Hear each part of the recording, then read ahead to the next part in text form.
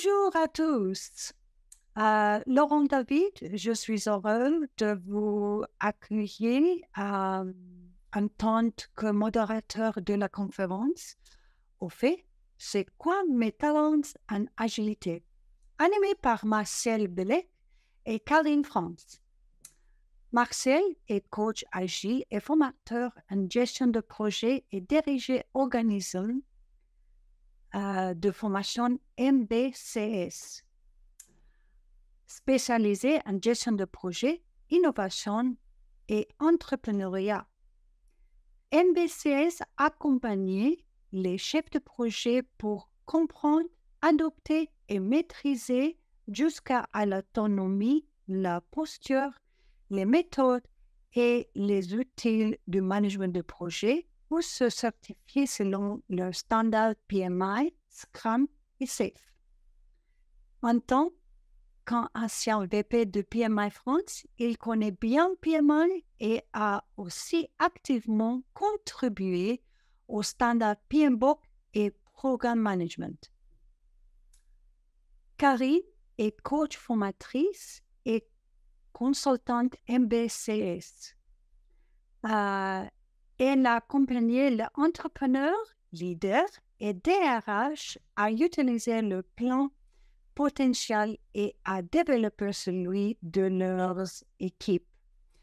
De formation scientifique, Karine exploite le dernier recherche en neurosciences pour aider le chef d'entreprise et les DRH à relever les défis actuels. Cette session sera enregistrée dans son intégralité, inclut vos questions ainsi que leurs réponses. Vos micros seront coupés durant toute la présentation. Pour poser vos questions, merci d'utiliser la section commentaires d'outils. Nous aurons une présentation d'environ 30 à 45 minutes, suivie une session de réponse à questions. Maintenant, je laisse Marcel Bellec et Karine France démarrer la présentation. Marcel. Merci Vénice. C'est de nous accueillir. J'ai essayé de mettre au diapason de l'Afrique du Sud, du pays du... Bien. Voilà, j'espère que tu apprécieras le petit clin d'œil. Merci beaucoup en tout cas. Ouais, bonjour à tous. Donc moi c'est Martial. Remercier les sponsors et puis les exposants aujourd'hui, ce qui traduit la vitalité de l'agilité en France sur notre territoire.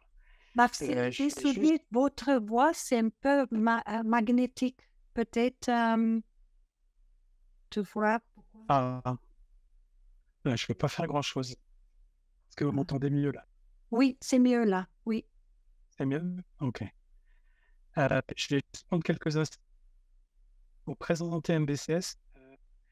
On est en tout un organisme de formation en gestion de projet. Tu essayais ce sens de casque, Marcel, parce que c'est encore coupé, toujours.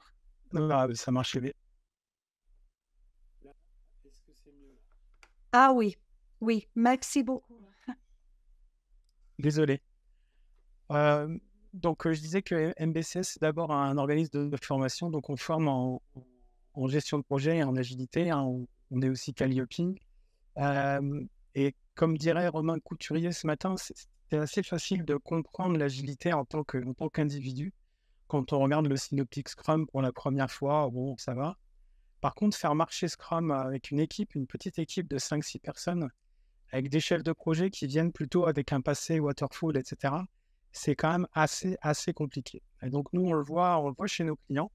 Et puis, notre première préoccupation ici, ça va être de partager finalement la vie de ces chefs de projet qu'on accompagne et puis aussi de leur offrir une nouvelle solution, donc qui sera l'objet de notre approche pour voir comment ça se passe. On voit effectivement chez nos clients, donc on est rang de Airbus, on est rang L'Oréal notamment, et donc c'est des grosses entreprises qui sont en transformation soit muscler leur chefferie de projet, soit aussi passer en agilité complète, comme à Safe. Et aussi, on est en TPE, PME, les problématiques sont à peu près toutes les mêmes partout, c'est-à-dire que on a des chefs de projet qui ont des réflexes waterfall, qui vont considérer que l'agilité, c'est plus une obligation, ou bien une mode, et donc ils sont en difficulté, ils sont en souffrance par rapport à ça. Et nous, chez MBCS, on considère plutôt que c'est l'hybridation, c'est-à-dire que c'est des clients qui ne sont pas dans le logiciel, ils sont vraiment dans l'industrie, ils se posent des questions très, très concrètes, voilà, de déploiement, de création de valeur, etc. Et nous, on n'oppose pas ça, en fait. Et peut-être pour continuer ce petit avant-propos, je veux juste vous laisser lire cette petite phrase d'Einstein concernant le poisson. Peut-être que le poisson, c'est un peu vous, les chefs de projet, qui êtes confrontés à cette transformation. Vous êtes un peu perdus, vous allez en formation, vous avez des gentils coachs comme nous qui vous aident, etc. On vous met des petits post-it, etc. Mais au fond, nous-mêmes, il y a une tension, il y a quelque chose qui vous dit, mais est-ce que je suis vraiment fait pour ça, et où va ce monde qui va et qui vient, comme dirait le poète, où est-ce qu'on va avec tout ça, quoi. Et en fait, ce qu'on va proposer ici, c'est fort de ce constat-là, c'est une solution qui fait le constat, évidemment, que d'abord, les transformations agiles, c'est une histoire de personnes, de rôles. On considère, nous, chez MBCS, que Product Owner, par exemple, ce n'est pas un métier. Chef de projet, c'est un métier. C'est-à-dire que vous pouvez évoluer dans votre métier, vous commencez junior et vous finissez à des directions de programme, grosses directions de programme, etc. C'est toute votre vie. Et bien, dans ce métier, il y a des compétences. Et parmi ces compétences, il y a ces nouveaux rôles agiles. Scrum Master a tendance à se professionnaliser, quoique nous, on pense que ce n'est pas forcément nécessaire quand on est chef de projet hybride, comme on le voit souvent. Et donc, en fait, qu'est-ce qu'on fait de ces nouveaux rôles agiles qui sont clés dans les réussites de transformation et qu'on oublie souvent. Et d'ailleurs, Romain Couturier l'a bien évoqué dans sa note ce matin. On peut faire de la méthodo, on peut faire aussi dire ce que c'est que de l'agile, mais au fait, les gens, ils sont où? Et donc, la bonne nouvelle qu'on veut vous partager avec Karine aujourd'hui, c'est tout simplement qu'il y a tout un gisement de connaissances basées sur les neurosciences, les tests de personnalité. Alors, peut-être que vous en avez déjà fait, on y reviendra tout à l'heure, et qui vont permettre de d'y voir un peu plus clair. En fait, où est-ce que vous êtes aujourd'hui, avant d'y aller, ou bien en prise de poste. Voilà. Et donc, restez surtout à la fin, parce qu'on a 10 places à gagner pour tester notre super outil. Soyez bien jusqu'à la fin, ce sera très facile. Les 10 premiers auront une licence gratuite. Alors, je vais boire un petit peu, excusez-moi. Alors, j'ai commencé par vous parler de ce chef de projet. Nous, on a eu ça chez un client et qui faisait de la R&D hyper innovante, vraiment que des tronches.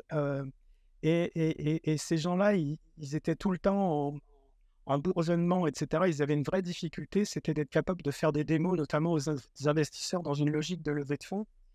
Et donc, l'agilité, c'est aussi mettre des bornes et des limites. Et donc, le commanditaire, il est venu nous voir chez MBCS, il faut que tu les formes et il faut que tu nous coaches tout ce petit monde-là. Et donc, on a coaché le Product Owner et le Scrum Master.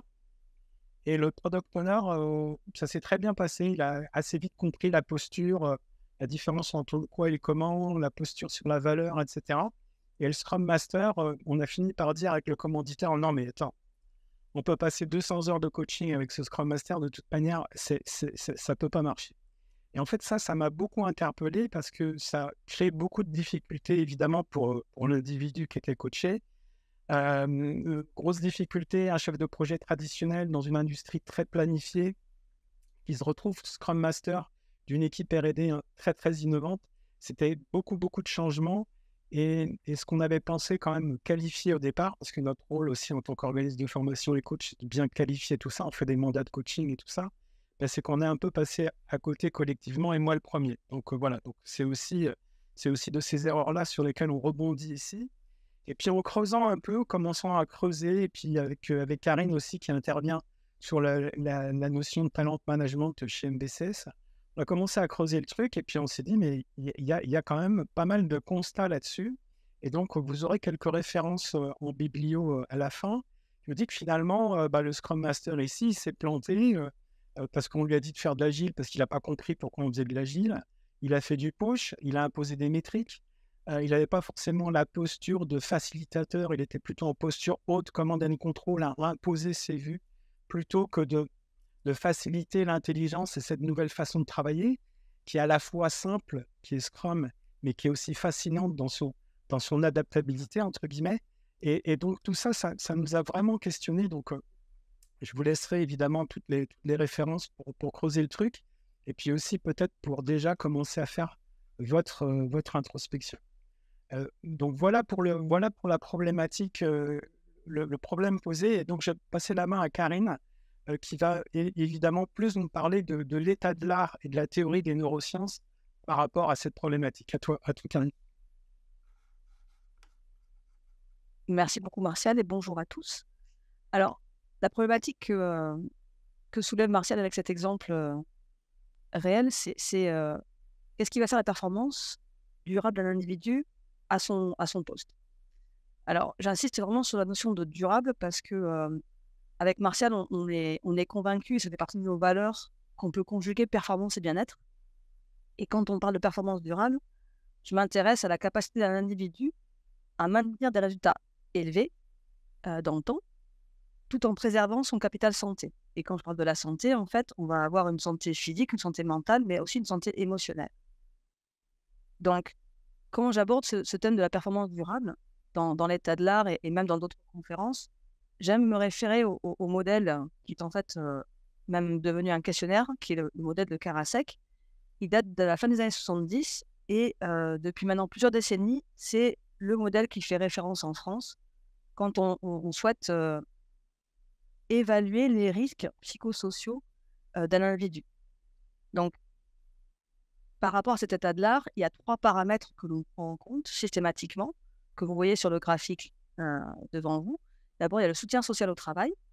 Donc, dans le soutien social, en fait, ça va être, moi, en tant qu'individu, comment je me sens soutenu par mon environnement. Alors, le soutien peut être émotionnel, avec de l'empathie, de la compréhension, etc.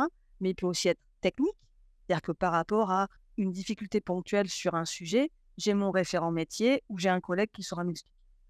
Au global, dans le soutien social, on va trouver en fait ma relation à l'autre, dans ma hiérarchie et mes collègues, pour que je ne me sente pas seule face à une problématique. Donc forcément, à l'opposé du soutien social, on va trouver une personne en état d'isolement, qui est un critère très fort pour les risques en fait, au niveau du travail. On a ensuite deux autres paramètres qui sont la demande psychologique et l'attitude décisionnelle que vous voyez en bas, qui sont eux les premiers facteurs initiaux tels que donnés par Karasek. Donc dans la demande psychologique, ce que j'y implique, c'est la quantité et la complexité des tâches qui vont être à faire par un individu. La latitude décisionnelle, elle, c'est un peu par quelle réponse il va donner satisfaction sur ces tâches. Donc ça va être quelles compétences et est-ce qu'il a toutes les compétences pour mener à bien ces tâches. Et l'autre paramètre va être quelle est l'autonomie de décision et d'action qu'il a. Martial, si tu peux mettre le slide suivant au niveau de l'animation, merci. Donc en gros, chaque instanciation, demande psychologique et l'attitude décisionnelle, va prendre 2 possibles valeurs, faibles ou élevées. Lorsque je vais avoir une demande psychologique faible, qui est sur la droite de votre représentation, ça veut dire que je vais avoir peu en quantité ou peu en complexité, comparé à une demande psychologique élevée, où là, en fait, à la fois en quantité et en complexité, il y aura énormément de choses à faire. Par rapport à cette demande psychologique faible que vous pouvez avoir, l'individu va être, dans le premier cas, avec une attitude décisionnelle faible, c'est-à-dire qu'il viendra utiliser faiblement ses compétences ou il aura faiblement de l'autonomie. En gros, on est dans des tâches relativement simples à faire, répétitives, où je n'ai pas besoin de réfléchir. Et donc, dans ce cadre de travail-là, on déclare que l'individu est passif. En fait, il n'y a pas d'engagement. il n'y a pas non plus de risque au niveau de la santé, à part un ennui extrême. Et le fait qu'aucun n'est gagnant, en fait, c'est plutôt le cadran perdant-perdant au niveau de l'entreprise et de l'individu. On déclare l'individu passif. Si maintenant, pour une même demande psychologique qui est toujours faible, j'ai une attitude décisionnelle élevée, c'est-à-dire que je suis soit pleinement dans l'utilisation de mes compétences ou que j'ai totalement autonomie de comment je veux le faire, il y a un peu plus de motivation pour la personne, par intérêt, soit pour la décision, soit pour les compétences, très peu de risque de stress, mais en tous les cas, on reste quand même dans un cadran perdant au niveau de la quantité de travail fourni. Si j'inverse maintenant et que je suis dans une demande psychologique élevée, avec une très faible, une faible latitude décisionnelle de la personne, on va tomber dans le cadran de risque au niveau du risque de travail psychosocial, puisque je suis face à énormément de choses à faire et que je me sens coincée, soit parce que je n'ai pas les compétences, soit parce que je n'ai pas la latitude décisionnelle de le faire. Et donc, le cadran qui nous intéresse, nous, pour être sûr que l'individu va être performant et bien dans son travail, c'est le cadran que Karasek avait nommé actif, où face à une quantité, une complexité des tâches élevées, j'ai à la fois le sentiment d'être dans mes compétences et en plus, j'ai l'autonomie de décision pour dire et m'organiser au mieux sur ce que il me semble être bon de faire. Donc, dans cette présentation, en fait, notre but est de détecter au plus tôt pour être sûr que par rapport à un poste donné, l'individu sera dans ce cadran-là d'activité. Alors, slide suivante. Donc, dans les 3 cas, que ce soit le soutien social à la demande psychologique ou l'aptitude, l'attitude décisionnelle, on est sur une perception de l'individu. Et les dernières découvertes des neurosciences ont montré en fait tout le pouvoir de notre pensée sur notre capacité à faire et à ressentir ensuite. C'est-à-dire qu'à la base, nous avons des valeurs, nous avons des croyances, elles vont influencer énormément notre façon de vivre les événements, et quelque chose qui pourrait être extrêmement motivant pour un collègue peut être extrêmement stressant pour moi et inhibant. Donc, toute la question est de savoir quel est le mécanisme cognitif de la personne pour arriver à anticiper et comprendre ce qui va se jouer en elle par rapport à une situation donnée.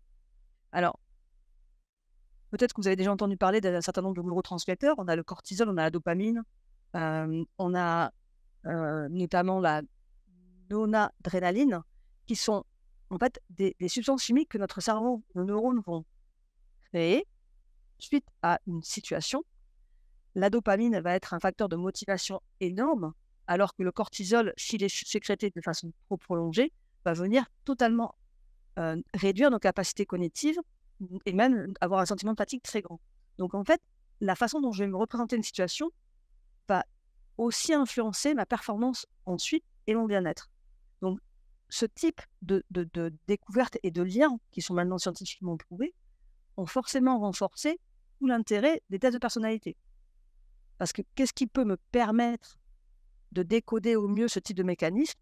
Aujourd'hui, en fait, ce sont des tests. Alors, vous pouvez avoir des tests psychométriques, mais il y a aussi d'autres tests qui sont basés sur des études et des théories plutôt psychologiques. Mais globalement, qu'est-ce qu'on cherche à faire avec ces tests-là? C'est un outil pour évaluer, mieux comprendre comment l'individu va réagir par rapport à certaines situations.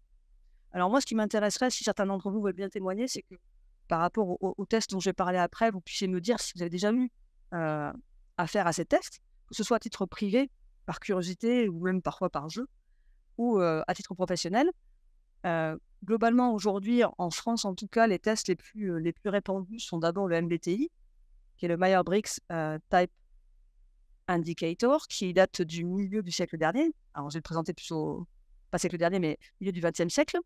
C'est un test de personnalité qui est basé sur une théorie qui a été mise au point par Carl Gustav Jung, qui fait des types psychologiques, pardon. Et c'est le dessin que vous avez en haut à droite avec les 4 lettres. Globalement, il y a 4 grandes familles qui se sensibilisent de 2 façons différentes. Donc, la combinatoire, c'est 16 types de profils particuliers qui ont été même rapprochés à des métiers typiques et qui viennent en fait vous indiquer comment vous êtes. Alors, je profite de cette présentation pour bien préciser qu'un test reste un test, c'est-à-dire qu'en aucun cas un test représente la complexité d'un individu. Et en tout cas, chez MBSS, la façon dont on l'utilise, c'est un outil d'aide à la décision.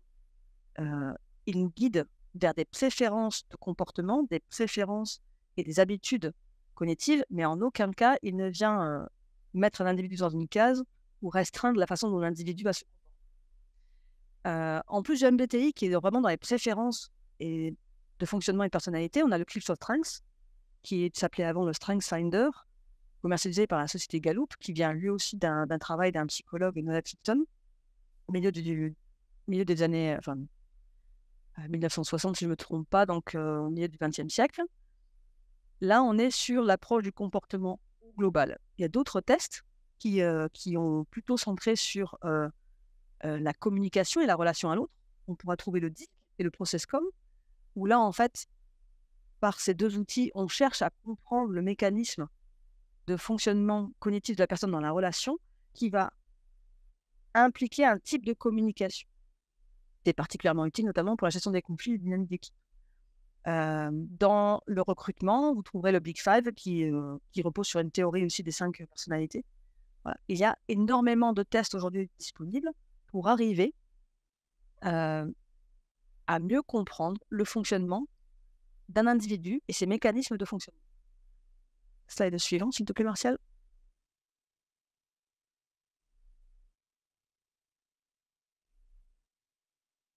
Alors, maintenant qu'on a la problématique, à savoir, je vais prendre un poste ou je suis sur un poste et que l'on sait qu'on peut arriver à modéliser d'une certaine façon mon comportement et mes fonctionnements cognitifs.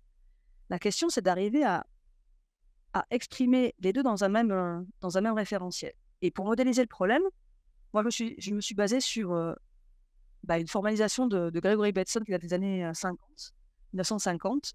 Ça s'appelle les niveaux logiques. Et je vous le recommande de façon très générique pour toute analyse de problématiques. C'est extrêmement puissant. Là, j'utiliserai que les 5 premiers niveaux, il y en a 6 en totalité. Je vais m'arrêter à l'individu, qui je suis ici, l'identité, c'est le haut de la pyramide qui est en jaune. Et globalement, cette pyramide se lit dans les deux sens, de haut en bas ou de bas en haut. Si je pars du haut, donc qui je suis, cette identité se transforme en tout cas s'exprime par des valeurs. Ce que je crois, on peut avoir des valeurs extrêmement fortes, on peut aussi avoir des besoins liés à ça. Dans les valeurs, je vais trouver l'honnêteté, je vais trouver la famille, je peux trouver la liberté. Voilà. C'est ce qui va faire de moi qui je suis et ce sur quoi je vais me battre aussi pour être dans mes valeurs. Mon identité va aussi se transformer, se représenter par ce que je peux faire, ce en quoi je suis en capacité de faire et dont je me crois capable aussi. Ces 2 premiers niveaux qui sont en bleu, valeurs et capacités, vont être observables par les autres par rapport à ce que je fais, mon comportement. Et ce que je fais va me permettre d'être en interaction avec l'environnement dans lequel j'évolue. Dans la plupart des concepts de psychologie, on va parler de quelqu'un qui est aligné, c'est-à-dire qu'il y a une cohérence comportementale entre qui il est, ce qu'il croit, ce qu'il fait et ce qu'il peut faire, et l'environnement dans lequel il est. Si maintenant je pars du bas de la pyramide, je retrouve quoi? Si on suppose que je suis maintenant sur un poste, et quand je prends un nouveau poste, je vais venir interagir et travailler dans un environnement donné. Cet environnement, en fait, il a sa propre culture, ses propres valeurs. Il va avoir des codes, des façons d'incarner les liens sociaux. Il va me donner certains types de conditions de travail. Je peux être en open space, dans un bureau séparé. Je peux être en télétravail ou en présentiel. Donc, le poste tel qu'il est et l'entreprise dans laquelle j'interviens vont venir ici donner un cadre et peut-être même des règles auxquelles il faudra que je me conforme dans mon comportement. C'est-à-dire que je vais pouvoir utiliser ces 2 niveaux de la pyramide pour venir spécifier les attentes du poste. Et les 2 niveaux supérieurs que j'ai gardés en bleu seront la façon dont moi, je serai capable de m'adapter et dont moi, je serai en phase avec toute la notion de valeurs et de croyances qui sont liées à la culture de l'entreprise. Donc, globalement, par cette modélisation-là, ce que l'on va faire, c'est qu'on va exprimer les attentes liées à un poste avec les capacités, les valeurs et les croyances d'un individu. Ça va être suivant.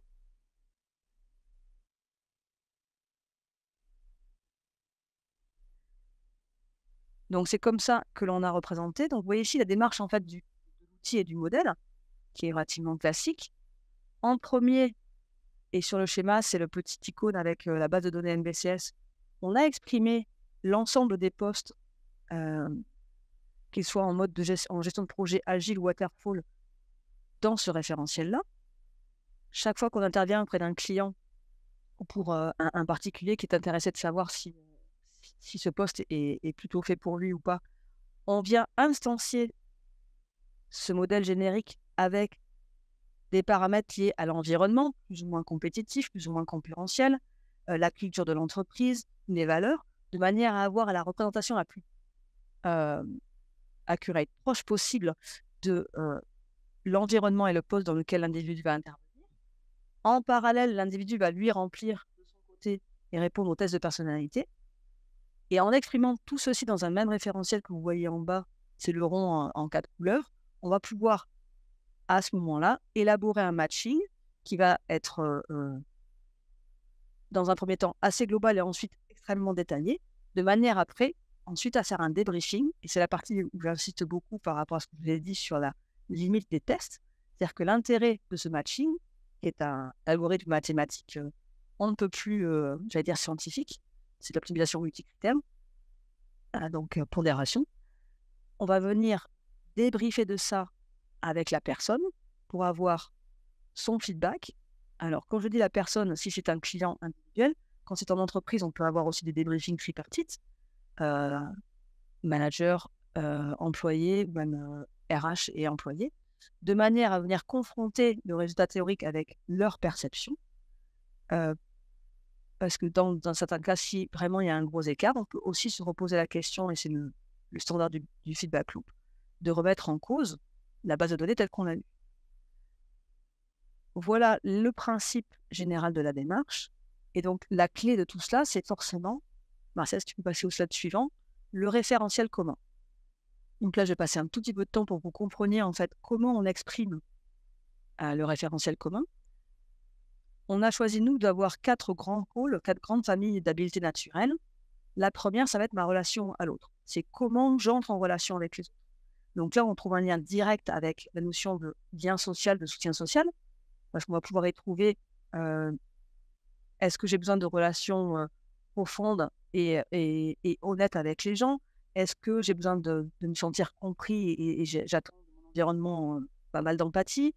Est-ce qu'au contraire, je préfère être tranquille, un peu plus en mode penseur et je vais pas trop aimer être en open space avec beaucoup d'agitation, etc. autour de moi? Ça va être comment je construis et comment je suis en relation avec les autres. Donc, j'espère que j'ai bien fait le lien avec la partie soutien social et tout ce qui va être lié après à me sentir bien dans un environnement. On va ensuite avoir quel est mon rapport à l'action, qu'est-ce qui nous fait passer à l'action. Dans les postes tels qu'on les a, en gestion de projet, qu'on soit en mode agile ou en mode waterfall, à la fin, on a un projet à livrer. Alors que l'on fasse ou qu'on le fasse faire, dans tous les cas, j'allais dire, il y a des actions qui doivent être mises en place à des temps plus ou moins.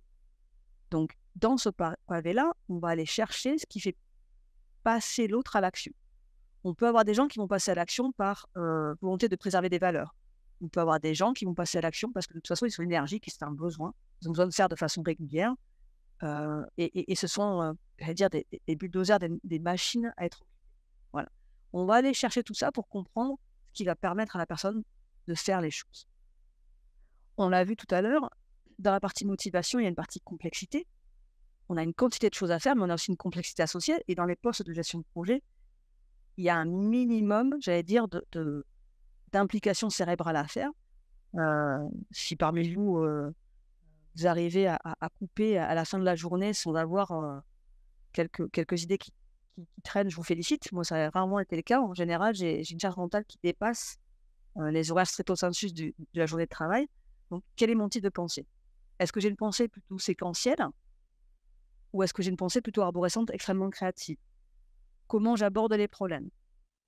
Et enfin, le dernier pavé, qui n'est pas le moins important dans un rôle de chef de projet, où on est amené à faire, c'est comment je vais influencer, motiver les autres à passer à l'action ou à faire, et comment moi, j'assure ma propre motivation. On l'a vu tout à l'heure, une des clés pour arriver à être bien dans son poste, c'est que je sois intéressée par ce que j'ai à faire, avec des choses qui me semblent non seulement intéressantes, mais challengeantes. C'est pas de l'easy-going.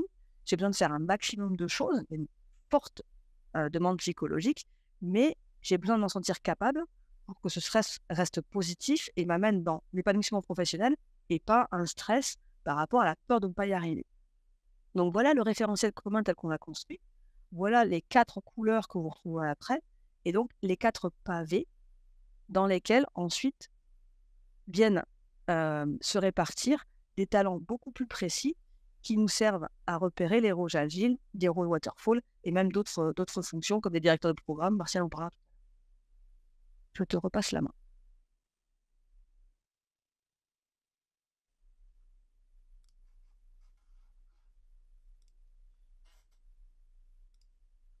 Merci Karine, juste le temps de réactiver tout ça. Donc, vous l'aurez compris, la proposition de valeur par rapport à la problématique de départ, notre poisson, le chef de projet qui ne sait pas trop comment se positionner par rapport à ses rôles agiles, eh ben, c'est finalement de confronter tout ça de façon tangible. Donc, on a appelé ça profil PM. On ne savait pas trop comment l'appeler, donc on l'a appelé comme ça, on ne fait pas trop se tracasser du nom. C'est vraiment confronter vos habiletés naturelles, dit talent aussi, qui peut être aussi un peu connoté, donc on préfère dire ici, de façon un peu plus smooth, habileté. Confronter ces habiletés par rapport aux exigences d'une posture projet, en général, agile en particulier, évidemment, puisque c'était l'objet du sujet. C'est important d'être débriefé par un coach professionnel, certifié notamment, de façon à ce qu'il n'y ait pas d'incompréhension. Les mots sont source de malentendus, mais les chiffres aussi sont source de malentendus. Donc, il faut faire extrêmement attention à ça. Et puis, il y a aussi un effet un peu induit qui est un peu une espèce un peu voyante, un peu mon destin, etc. Donc, il faut vraiment remettre ça en perspective avec le coach qui va éclairer, qui va pondérer tout ça aussi avec d'autres exemples. Ici, parce que en fait, ça vient aussi de notre histoire, c'est-à-dire que MBTI, DISC, tout ça, je pense qu'il y a pas mal d'entre nous qui l'ont fait déjà, et finalement, par rapport à un rôle comme l'agilité, on n'est pas plus avancé, quoi. Donc, cet outil-là, il va permettre de confronter, il y a un de ces outils-là qui est derrière, mais surtout par rapport à une bibliothèque de profils qui va être vraiment sur les rôles agiles et qui vont servir avant la prise de poste. Donc, ça peut s'adresser aux chefs de projet qui souhaitent recruter dans leur équipe. Voilà, on dit, tiens, tu fais ça et puis tu reviens me voir. Ça peut être aussi pour des recruteurs, ça peut être aussi pour des chefs de département, ça peut être aussi pour des DRH qui sont en recrutement. J'étais en discussion l'autre fois avec un centre de compétences en PMO, en gestion de projet. Et effectivement, la question de l'agilité dans des mondes industriels peut vraiment interroger comment on recrute, etc. Donc, c'est vraiment ça. Et on va reprendre donc dans le diagnostic les quatre pans, donc les 4 couleurs qui sont là, hein, savoir relation, action, pensée et motivation. Voilà. Donc voilà la proposition de valeur et voilà la solution qu'on propose. Et c'est pas fini parce qu'en fait, figurez-vous que cet outil-là, on a déjà des preuves et des premiers résultats. Et c'est ce que Karine va continuer de vous présenter. À toi, Karine.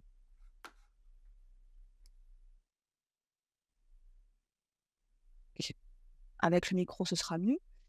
J'ai choisi de faire un retour d'expérience sur un contrat que j'ai eu en décembre dernier. Le contexte est le suivant, c'est une entreprise c'est une start-up qui avait mis au point son produit après plusieurs mois de R&D assez intense. La levée de fonds s'est extrêmement bien passée, les clients ont été en rendez-vous, ce qui veut dire que sur le temps d'annété, la structure de la boîte est passée d'une pure start-up en R&D à une entreprise qui maintenant devait livrer plusieurs produits, c'est-à-dire que le concept était maintenant instancié à différents types de clients et les gens qui étaient avant sur des ressources un peu disponibles devaient maintenant faire face à 1 ou 2 experts par type de métier qui devaient se partager sur différents projets, tous à livrer à peu près dans les mêmes horizons de temps. Donc, suite à discussion avec la DRH, qui était arrivée juste après cette levée de fonds, nous avons instancié le profil typique du chef de projet attendu dans sa startup, donc très lié à leur façon de faire. On retrouve ici néanmoins, j'allais dire, un profil assez classique du chef de projet. Vous avez une très grande part d'influence. La boîte étant en démarrage, le chef de projet a aussi une très grande charge de travail par rapport à ce qu'il a à faire lui-même. C'est ce qui explique une couleur au niveau de l'action qui est aussi près de 30%. Le tout avec des valeurs humaines extrêmement présentes dans sa société et un besoin quand même de penser beaucoup de choses puisque les choses se mettaient en place au fur et à mesure que les contrats arrivaient. Quand j'ai été appelée en décembre, c'est parce que parmi tous les chefs de projet qui avaient été nommés suite à la levée de fonds, une personne en particulier, que j'ai marqué ici, le CED, le candidat en difficulté, une personne était en extrême difficulté. La RH était même en train de craindre un épuisement assez inévitable. Ils avaient déjà mis en place énormément de choses. C'est une entreprise qui avait vraiment un cadre et des valeurs humaines, je dirais, exceptionnelles, avec une très grande bienveillance. Donc, parmi tout ce qui était possible de faire, ils avaient été au bout et en fait, c'était un peu démunis qui ne comprenaient pas en fait la situation qui était arrivée à cette personne-là. Donc, la personne a passé le test. À guise d'exemple, je vous ai mis là 5 candidats évalués sur le même poste. Vous avez A, B, C et D. Chaque colonne, en fait, vous verrez sur le tableau du bas, correspond à une personne en particulier, un profil particulier. Je vais me focaliser sur la personne qui a donné lieu à cette étude et à ce coaching, le candidat en difficulté. Et le premier résultat que vous pouvez voir, c'est que dans son profil, cette personne a énormément d'habiletés, mais malheureusement pour elle, par rapport à ce poste-là, elle n'avait pas les talents de motivation et d'influence nécessaires pour faire aux gens et pour être bien, elle, sur ce poste-là. C'est le 0% qu'on retrouve en face de la partie motivation sur le candidat en difficulté. Et c'est aussi ce que vous voyez très facilement sur le pie chart, le camembert ici, où la couleur d'orange est tout simplement absente. Néanmoins, cette absence seule dans la catégorie influente n'est pas suffisante pour expliquer à ce point-là cette difficulté et surtout, j'allais dire, cette perte de confiance qui s'était installée depuis le démarrage. Et c'est là où je vais vous demander de regarder un peu plus précisément les chiffres que vous avez dessous. Parce que vous verrez que le candidat C, qui donnait lui entièrement satisfaction et qui était très heureux dans son poste, a aussi, c'est pas une lacune, mais il n'est pas dans ses talents en termes de motivation et d'influence sur ce poste-là. Par contre, il avait de telles capacités d'action, de mise en action et de relation aux autres qu'il donnait totalement satisfaction sur son poste.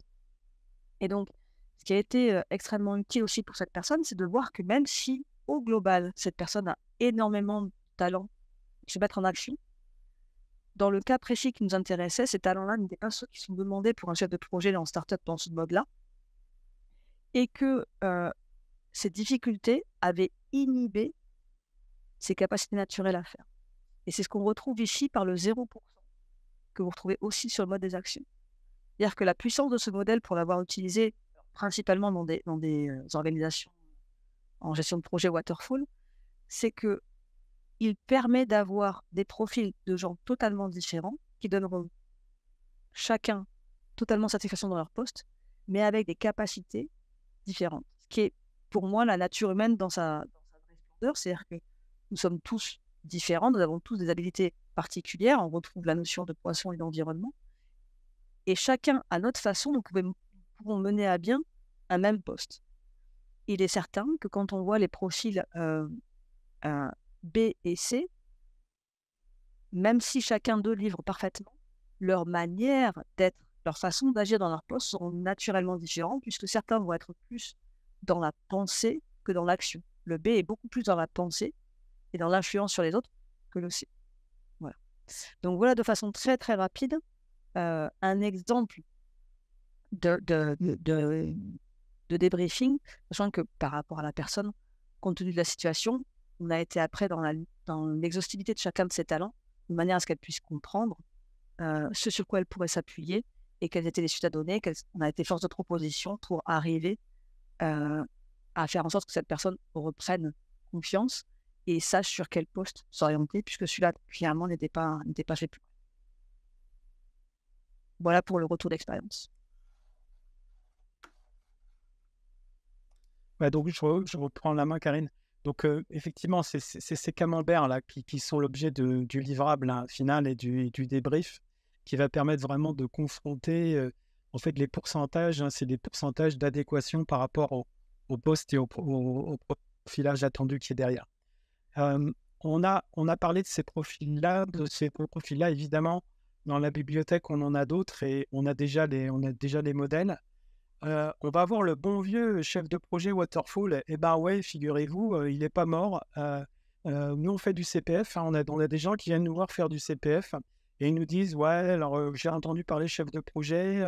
Moi, mon entreprise, on est plutôt plan-plan, on n'est pas du tout dans le logiciel, etc.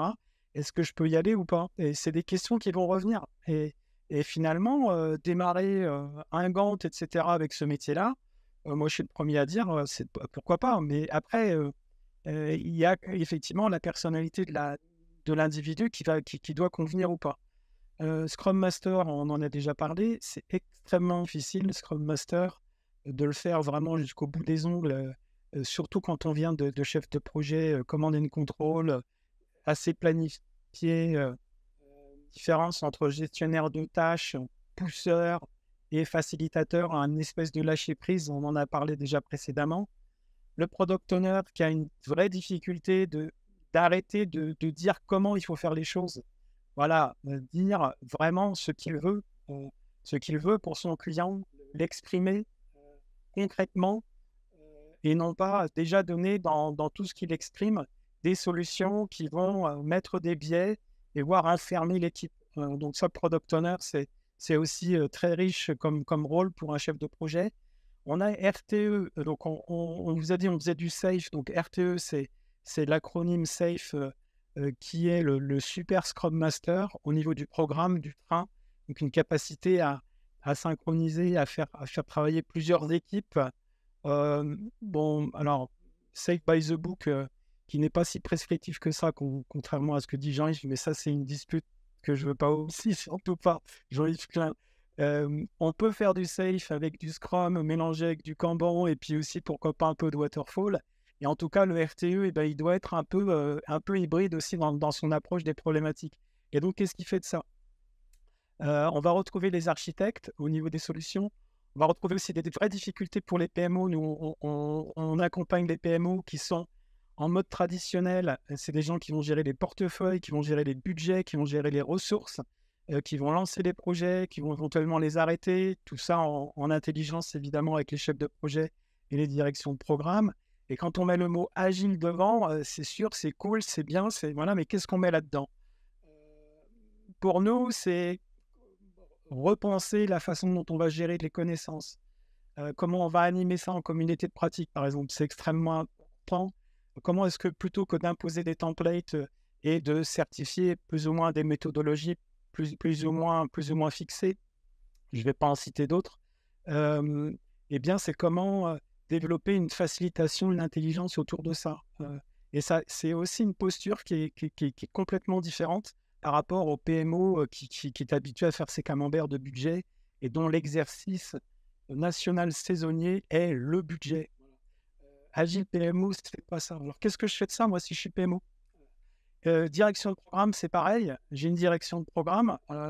C'est quelque chose aussi que moi, j'ai exercé pendant longtemps sur des programmes importants. Quel est le rôle agile que je vais mettre dans cette direction de programme? Ou bien est-ce que je dois finalement comprendre tous les rôles qui précèdent pour avoir une espèce d'heuristique par rapport à ça, pour pouvoir diriger mes équipes? Ça, c'est compliqué aussi. Et puis enfin, le portfolio manager, au sens safe du terme, évidemment, c'est ne plus réfléchir avec des allocations fixes de budget et donc une allocation plus comptable, je dirais même que financière, c'est comment faire du startup, comment faire du lean startup par rapport à ça, comment pivoter. Et ça aussi, c'est des vraies problématiques auxquelles on peut être assez rapidement confronté quand on fait de l'agilité. Tu vois qu'il y a juste une question, Dominique, sur le rôle de coach agile. Eh bien, évidemment, c'était un peu tout ça. C'est ce qu'appelait ce matin Romain Couturier le maître agile. En japonais, on va dire sensei, c'est-à-dire quelqu'un qui est un peu sur son tapis volant, qui observe tout ça, qui est un peu méta, et puis aussi qui va faire à la fois progresser les individus et progresser le collectif.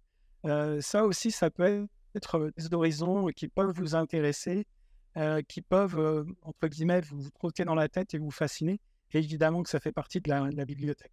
Alors, on aurait voulu faire un sondage. En haut à droite, vous voyez un sondage, mais Zoom Events est un petit peu capricieux avec nous. Et c'est pas de la faute de Vénitia, je tiens à le dire devant tout le monde. On a fait tous nos efforts. Voilà, mais vous avez ici l'occasion finalement de choisir votre prochain rôle et surtout de façon un petit peu intime, vraiment en mode introspectif, hein, c'est aussi de l'agilité et courageux de voir ce que ça peut vous donner par rapport à ça. Alors, concrètement, vous avez dit de rester jusqu'à la fin. On est à la fin, je crois. On est à 40 minutes, Vénitia, me semble-t-il. Comment conclure? On recrute 10 bêta-testeurs. Voilà, donc c'est très simple. Vous allez sur mbcs.fr/contact. Je vais essayer de le mettre dans la barre ici. Et les plus rapides pourront avoir la licence gratuite pour le faire. Avec un débrief Karine derrière. Vous allez recevoir les instructions, etc. Je ne vais pas vous faire la démo. Vous savez remplir un formulaire de contact, je suppose. Sélectionnez juste profil PM. Vous avez toutes nos formations, catalogue. Et sélectionnez profil PM de façon à ce qu'on puisse bien savoir ce dont il s'agit dans les formulaires de contact qu'on reçoit. Et puis aussi, mettez dans la barre de commentaires pourquoi vous le faites, d'où vous venez, comment vous souhaitez évoluer. Je suis déjà Scrum Master, je voudrais aller à l'étage au-dessus, j'ai pas mal de rôles. Voilà, n'hésitez pas à nous dire, sachant que du coup, c'est vraiment gagnant-gagnant. Nous, ça va nous renforcer notre modèle. Hein. On a déjà fait une cinquantaine de profils qui nous permettent de tenir aujourd'hui une bibliothèque qui tient à peu près debout. C'est pas fini, voilà, donc c'est l'occasion d'y contribuer et puis aussi, entre guillemets, de contribuer à ces avancées qui pour nous sont vous l'aurez compris, qui sont quand même très présentes dans l'industrie et chez nos clients, et puis certainement aussi chez vous. Donc voilà, je vous laisse juste quelques instants pour être bien sûr de prendre ce temps-là. Et je voudrais juste voir un OK d'en discuter, au moins pour l'un d'entre vous, pour vraiment me dire qu'il a réussi à le faire. On est un petit peu en avance. Patrice Boudet, super. Merci Patrice. Voilà, c'est pas si compliqué que ça que d'aller sur ces formulaires. Donc on va vous recontacter, on fera un onboarding et tout derrière sur les détails évidemment du déroulé et puis de la façon dont ça va se passer et aussi des livrables que vous allez pouvoir recevoir.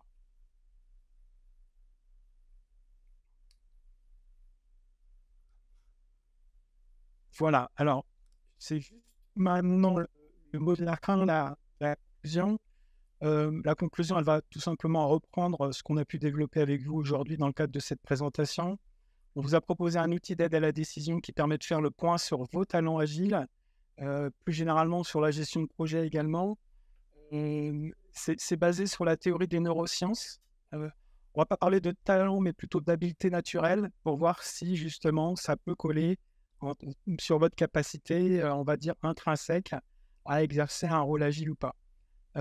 Et puis, on a vu aussi qu'on a un outil qui est dans ses débuts. Hein. Voilà, on ne va pas non plus survendre les choses, mais on est vraiment friand de confronter aussi avec vos expériences et pourquoi pas faire une prochaine conférence avec l'un d'entre vous, plusieurs d'entre vous ou un panel par rapport à ça, c'est aussi un appel à candidature, appel à bonne volonté, on est en réseau. Et pourquoi pas ceux qui s'intéressent à cette problématique peuvent aussi nous contacter. Vous avez nos coordonnées, me semble-t-il, sur le site. Voilà. Juste avant de prendre les questions, je vais quand même rappeler derrière. C'est une biblio qui est hybride en elle-même. Moi, j'ai apporté mon expérience en gestion de projet, en coach agile, etc. Et Karine a plutôt apporté son expérience en neurosciences, mais en projet, elle est vraiment très bien aussi. Voilà, et donc c'est juste pour vous laisser poser quelques questions, si vous voulez bien. J'ai vu qu'il y en avait déjà 2 dans le chat. On peut peut-être commencer par là. Oui. De Patrice. Alors, on est sur de l'évaluation et pas du diagnostic. Pour moi, c'est hyper important. Je sais que je suis très, très rigide sur les mots, mais là, on est dans le domaine médical. En fait, le diagnostic, c'est une pathologie. Donc, je vais prendre la question comme je comprends que ces évaluations aident à trouver les bonnes personnes pour trouver des rôles agiles en comparant leurs habiletés à celles des rôles agiles. Comment définissez-vous les habiletés attendues des rôles agiles? Eh bien, en fait, c'est tout ce qui a fait le choix aussi du test de personnalité qu'on a été prendre. C'est qu'on a pris un test qui soit suffisamment fin et générique pour prendre en compte un maximum de postes. Et on est sur des postures. Donc, on est principalement sur des savoir-être qui vont nous permettre ensuite un regroupement d'en tirer des compétences de savoir-être. Quand on dit dans un poste qu'on cherche à recruter esprit d'équipe, quand on dit grande écoute, compréhension des besoins de clients, en fait, on a pris ces mots qui pourraient apparaître comme des mots magiques et qui, pour vous en agilité ou pour nous en agilité, vont avoir certaines compétences. On en a à peu près une dizaine de groupes AD. Et donc, c'est par ce matching-là qui fait en fait toute la valeur ajoutée de l'outil qu'on a pu faire le lien entre les compétences attendues et le test de personnalité. Donc, vous allez trouver pour l'agilité forcément le côté adaptabilité, le côté tout en ayant un objectif très précis. Quand je suis Scrum Master, je dois laisser faire l'équipe, c'est ce dont parlait Martial avant. Alors que dans un rôle de chef de projet, je peux très bien avoir un command and control très fort. Et suivant l'environnement de la boîte dans laquelle j'interviens, ce sera une qualité. Voilà, je ne sais pas si j'ai répondu à la question initiale. Merci de me faire un petit OK pour me valider. Sinon, n'a pas hésité à me reposer la question de façon plus précise. Sinon, je vais passer à la question suivante qui était un peu liée. Où Patrice disait « J'ai vu déjà des personnes réfractaires changer radicalement de posture en cours de projet. Ce type d'évaluation ne risque pas d'écarter des personnes qui pourraient se révéler si on leur faisait confiance. » En fait, à part le cas où je vous ai présenté, qui est la seule fois où j'ai eu à dire vraiment il vaut mieux changer la personne de poste, son bien-être aussi, on ne refuse pas. On explique en fait quels sont les points forts de la personne pour démarrer son poste en ayant une évaluation sur est-ce que les points forts sont suffisamment nombreux pour que la prise de poste se passe facilement. Sinon, qu'est-ce qu'il faut mettre en place pour arriver à ce qu'elle passe le cap? Quel accompagnement il faut mettre? C'est-à-dire que c'est pas un no-go de notre part, ça c'est la première chose. C'est-à-dire qu'on est un outil de la décision qui vient en renfort de manager ou de RH. Et quand on est sur la posture, la personne ne peut changer de posture que si elle a ses ressources en elle. Or, quand elle va passer son test de personnalité, le test est en dehors de tout contexte de travail. Ce qui veut dire que nous, ces ressources de posture, ils sont normalement censés apparaître dans son poste. Puisque le test qu'elle passe n'est pas forcément lié qu'à ce poste-là. C'est un test de personnalité dans son façon d'être en général. Donc, normalement, en tout cas, je n'ai pas encore eu le cas. Alors, Martial parlait de 50 cas sur ce mode de gestion de projet, ce qui est vrai. Personnellement, j'ai utilisé dans d'autres secteurs d'activité, notamment dans ma précédente vie en industrie. Donc, je dépasse les cas d'essence d'utilisation et je n'ai jamais eu ce risque-là. Le biais principal de ce type de modèle, c'est que comme c'est de l'auto-évaluation, on a un biais sur la perception même de la personne. Ce biais-là est totalement valable. Voilà. Ouais, après, il y a des questions un peu plus logistiques, Ouais, Karine. Dans le formulaire, bah, vous mettez dans le commentaire, hein, le champ commentaire, commentaire, ouais. bête, hein, voilà, voilà. La biblio, Patrice, elle est à l'écran. Je suppose que vous aurez un extrait des slides, et puis de toute façon la conférence est enregistrée, donc vous pourrez refaire ça image par image si vous voulez bien. Et je vais répondre peut-être à la question sur le ProcessCom. Ouais. Alors, non. J'ai été formée au ProcessCom et en toute honnêteté, il ne m'a pas séduite suffisamment parce qu'il est beaucoup trop rigide. Il ne propose que 6 profils de personnalité, ce qui est largement insuffisant pour moi pour représenter la granularité et la complexité d'un individu par rapport à un poste. Donc voilà pourquoi ce n'est pas le ProcessCom. Et en plus, le ProcessCom est principalement sur le mode de communication, nous allons bien plus loin. On va sur la partie mise en action et pensée aussi. Donc non, c'est pas le ProcessCom.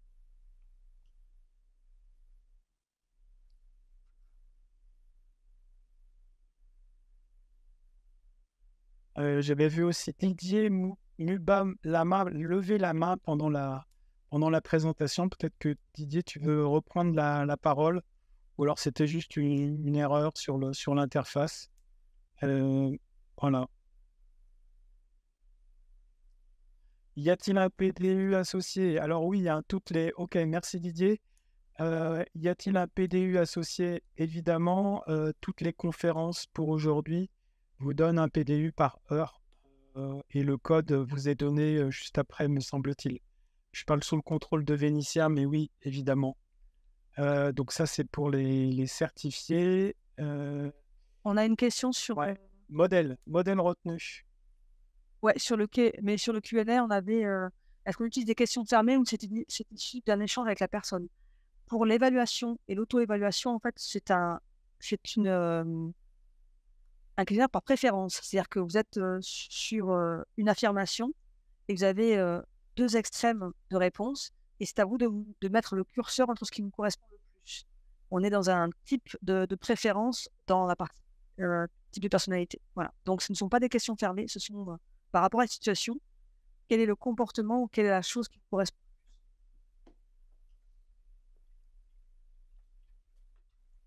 Il y a aussi une question de Dominique sur quel est le modèle retenu. Je ne sais pas si tu l'as adressé. Non, Oui, il suffit de faire le test. Comme ça, vous découvrirez le test. voilà, C'est ça le teasing, en fait. mbcs.fr/contact. Bien essayé. Je vois que là, le site est en train de pas d'exploser, hein, bien sûr. Il faut se calmer quand même. Il y a énormément de demandes.